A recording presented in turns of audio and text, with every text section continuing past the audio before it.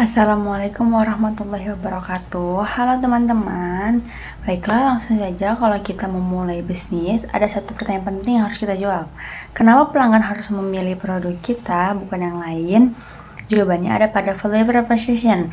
Di video ini kita akan bahas apa itu value proposition, kenapa sangat penting, dan bagaimana cara membuatnya supaya benar-benar menarik dan relevan bagi pelanggan.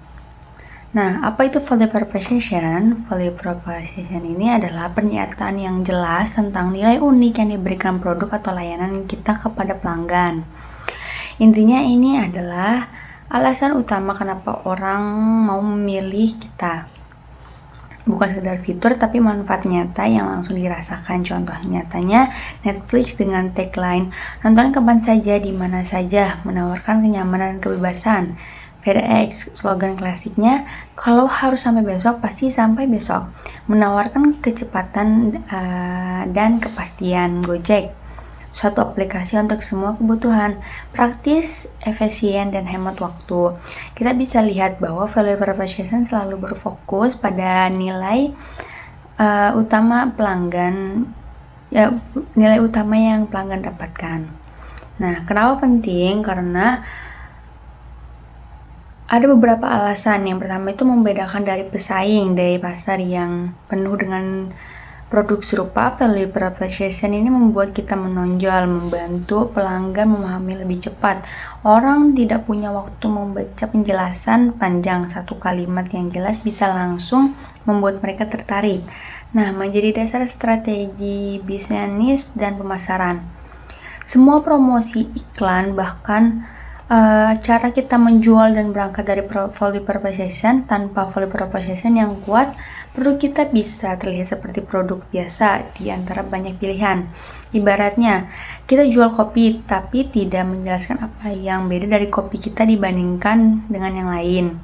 Nah, cara membuat value proposition yang menarik berikut langkah sederhananya. Kenali masalah pelanggan. Apa kesulitan utama mereka? Contoh, banyak orang yang sibuk, tidak punya waktu masak.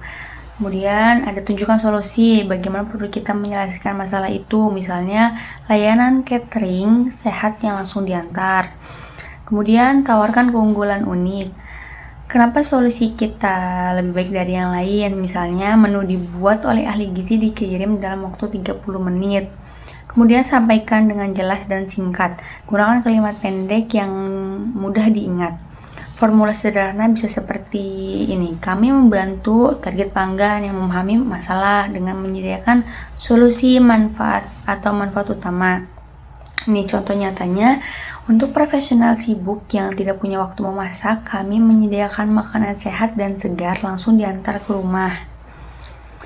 Nah, mari kita lihat beberapa contoh besar. Apple dengan iPhone. Value proposition-nya bukan hanya sebuah promosi, bukan hanya sebuah ponsel, tapi perangkat yang mudah digunakan, menggabungkan komunikasi, hiburan, dan pekerjaan dalam satu genggaman. Grab bukan hanya soal transportasi, tapi kemudahan hidup di satu aplikasi, mulai dari pesan makanan, bayar tagihan, sampai belanja. Kemudian Shopee, belanja online mudah, murah, dan aman dengan promo gratis ongkir.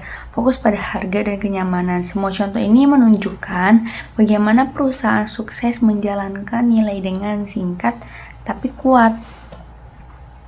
Nah, ada beberapa tips tambahan untuk membuat value proposition yang benar-benar menarik.